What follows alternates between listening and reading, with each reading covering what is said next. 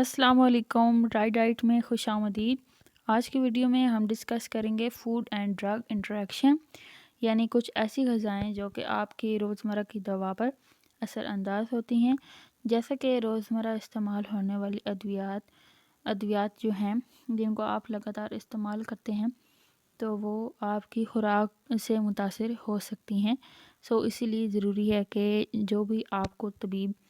یعنی آپ کا جو معالج ہے وہ آپ کو ہدایات دیتا ہے کہ یہ دوا جو ہے یہ کھانے کے ساتھ کھانی ہے یا کھانے سے پہلے کھانی ہے یا کھانے کے بعد کھانی ہے، تو ان انسٹرکشنز کو اسی طرح فالو کریں کیونکہ یہ آپ کے لیے بہت ضروری ہے۔ اس ویڈیو میں ہم ڈسکس کریں گے کچھ ایسی ہاٹ ٹاپکس غذائیں، یعنی کہ جن کے بہت زیادہ چانسز ہوتے ہیں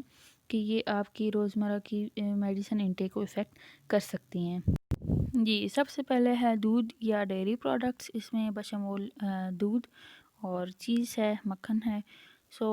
جیسا کہ سب کو پتہ ہے کہ دودھ جو ہے وہ ہمارے پاس high source of calcium mineral آتا ہے، یعنی اگر آپ کی باڈی میں کیلشیم کی کمی ہے یا اگر آپ کیلشیم کی دوا لے رہے ہیں تو آپ ساتھ میں دودھ استعمال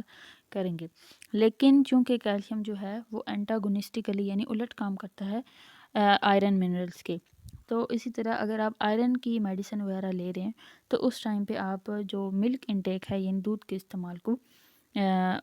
کے درمیان فرق کریں گے، یعنی آپ 1 سے 1.5 گھنٹے کا گیپ رکھ کے لیں گے اور آئرن کی دوا کے ساتھ آپ دودھ کا استعمال نہیں کریں گے۔ اس کے بعد جو سب سے زیادہ انٹریکشن دیکھا جاتا ہے میڈیسن کے ساتھ وہ جنسنج کا ہے۔ یہ ایک چائنیز ہرب ہے، لیکن یہ چائنی اور ہومیوپیتھک میڈیسن کے مختلف ٹریٹمنٹس میں استعمال ہوتی ہے، اس کو بھی ہم کہہ سکتے ہیں کہ آپ میڈیسن کے ساتھ اس کا استعمال کم سے کم کریں۔ الکوہل ہے، اس کے بھی سب سے زیادہ ایفیکٹس ہمارے سینٹرل نروس سسٹم یعنی کہ دماغ پہ ہوتے ہیں، جیسا کہ ڈپریشن کی کچھ ادویات ہوتی ہیں یا الرجی کی ادویات یا کھانسی کف سیرپس وغیرہ ہمارے پاس ایسے آتے ہیں جن میں باڈی کو ریلیکس کرنے کے لیے already few amounts of alcohol یا ڈفرینٹ طرح کے سیڈیٹیوز ڈالے جاتے ہیں جن کے استعمال سے آپ کو سکون ملتا ہے، یعنی آپ نیند میں چلے جاتے ہیں۔ تو ایسے میں اگر آپ ساتھ الکوہل کنزیوم بھی کریں گے تو اس سے جو اس کا ایفیکٹ ہوگا وہ ڈبل ہو سکتا ہے، یعنی آپ کو بہت زیادہ نیند آئے گی۔ تو اسی لیے کہا جاتا ہے کہ ان ادویات کے ساتھ آپ الکوہل کا استعمال نہ کریں۔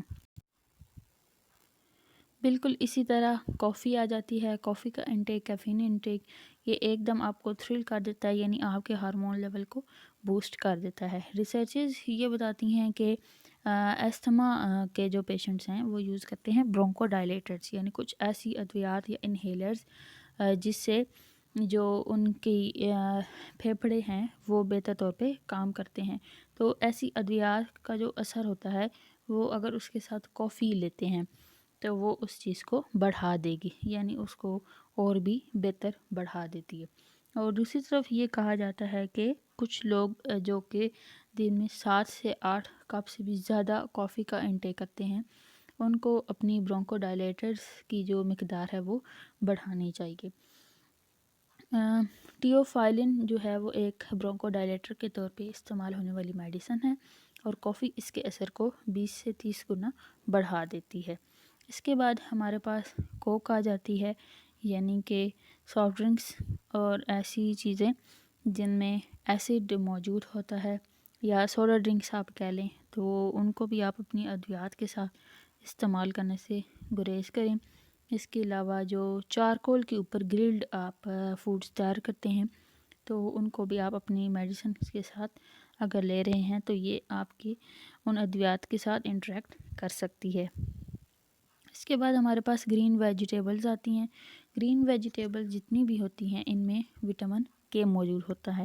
اور وٹامن کے موسٹلی دیکھا گیا ہے کہ جو اینٹی کوگولنٹس ڈرگز ہوتی ہیں، یعنی کہ بلڈ تھنر کے طور پہ جو آپ میڈیسن لیتے ہیں خون کو پتلا کرنے والی دوا، اس کے اثر کو وٹامن کے کی موجودگی کی وجہ سے سبز پتوں والی جتنی بھی سبزیاں ہیں وہ کم کر دیتی ہیں۔ اگر آپ بی پی پیشنٹس ہیں یا ہارٹ کا ایشو ہے، آپ ایسی ادویات لے رہے ہیں جن سے خون پتلا ہوتا ہے، یعنی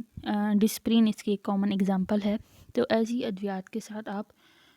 اس کو پلس نہ کریں اپنی سبز پتوں والی سبزیوں کو، بلکہ آپ اس کے درمیان بھی گیپ رکھیں گے۔ اس کے بعد ہم بات کریں گے گریپ فروٹ جوس کی یا گریپ فروٹ کی، جس کو اردو میں چکوترا بھی کہتے ہیں۔ اس میں سارے سٹرس نہیں ہیں، صرف ان اسپیشل گریپ فروٹ کی بات کی جا رہی ہے کہ اگر آپ انفیکشنز کی میڈیسن لے رہے ہیں، جیسے کہ کچھ اینٹی وائرل میڈیسنز ہیں یا الرجی کی کچھ ایسی میڈیسنز ہیں جو کہ اینٹی ہسٹامین یعنی اسپیسیفک ہسٹامین کے اگینسٹ وہ کام کر رہی ہیں، تو اس قسم کی ادویات میں آپ گریپ فروٹ کا استعمال نہ کریں، کیونکہ یہ اس کے استعمال کو کم کر دیں گی۔ اسی طرح ہمارے پاس ایک چیز آتی ہے لیکورک یعنی ملٹھی، اس کے بھی بہت زیادہ فائدے ہیں، یہ یوز کی جاتی ہے لیکن میڈیسنلی، لیکن اس کے بارے میں یہی ہے کہ آپ اگر اس کو اپنی روٹین میں استعمال کر رہے ہیں تو آپ اپنے ڈاکٹر کو اس بارے میں آگاہ کریں گے کسی بھی نیکسٹ میڈیکیشن سے پہلے۔ جی ہاں، اسی طرح پاکستانی گھروں میں بہت زیادہ استعمال ہونے والی جو ڈرنک ہے اسپیشلی ونٹر سیزن میں، وہ چائے ہے۔ اب چائے مختلف ہو سکتی ہے، کچھ لوگ اس کو مختلف طریقوں سے بناتے ہیں، لیکن اس میں جو کالی پتی ہے وہ ایک ایسا انگریڈینٹ ہے جو کہ ہر چائے میں یوز ہوتا ہے، اور اس میں موجود ہوتی ہے کیفین۔ تو کیفین کی موجودگی کی وجہ سے یہ سیم ہے فار ٹی اینڈ کافی، دونوں چیزوں کے بارے میں یہی کہا جاتا ہے کہ اگر آپ آئرن کی میڈیسن لے رہے ہیں، یعنی اگر آپ انیمک ہیں اور آپ آئرن بوسٹنگ ڈائٹ پہ ہیں یا آپ آئرن کی کوئی ٹیبلٹس وغیرہ یوز کر رہے ہیں، تو آپ اس کے ساتھ کیفین انٹیک نہیں کریں گے، یعنی آپ اس کے ساتھ چائے اور کافی کا استعمال نہیں کریں گے، کیونکہ یہ انہیبیٹرز کے طور پہ کام کرتی ہیں اور آپ کے جسم میں آئرن کی جو ابزارپشن ہوتی ہے اس کو کم کر دیتی ہیں۔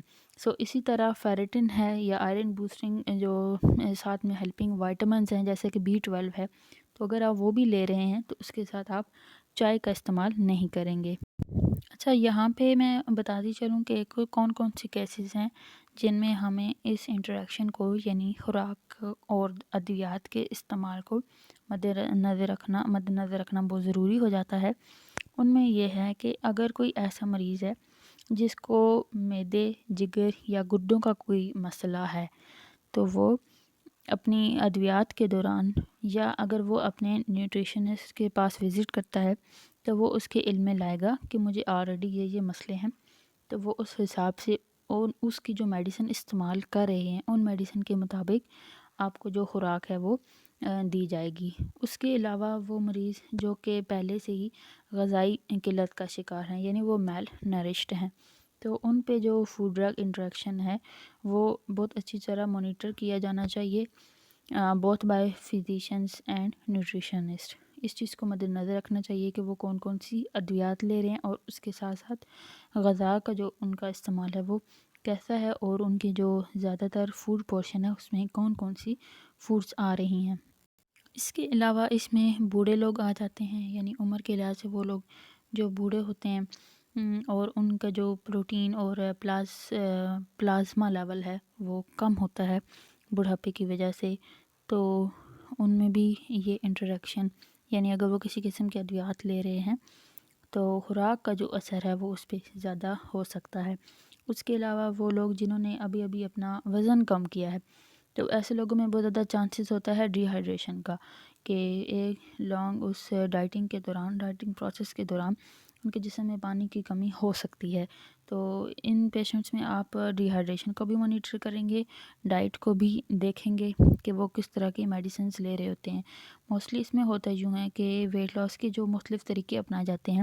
ان میں کچھ لوگ ڈائیوریٹکس یوز کرتے ہیں جس سے ایکسٹینسو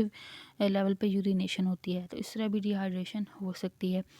تو اس چیز کو بھی آپ نے مانیٹر کرنا ہے۔ پھر اسی طرح وہ لوگ جن میں پانی کی کمی ہوتی ہے،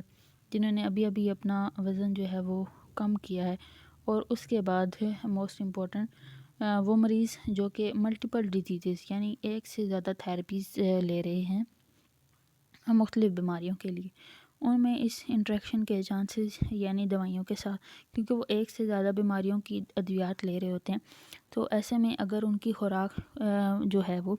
اس طرح کی ہوگی کہ وہ انٹریکشن کرے گی ان کی میڈیسن کے ساتھ، تو یہ ان کے لیے خطرناک ثابت ہو سکتی ہے۔ اس کنڈیشن میں آپ جو بھی ٹریٹمنٹس لے رہے ہیں، جو بیماریاں اور کمپلیکیشنز آپ کو ہیں، آپ وہ اپنے ڈائٹیشن کو، اپنے نیوٹریشنسٹ کو اور اپنے فزیشین کو لازمی بتایا کریں۔ موسٹلی ہمارے پاس ہوتا کیا ہے کہ پیشنٹ کسی ایک مین پرابلم کی وجہ سے آتا ہے، جیسے کہ ہم پیشنٹ سے پوچھتے ہیں کہ جی آپ ادھر ایڈمٹ ہیں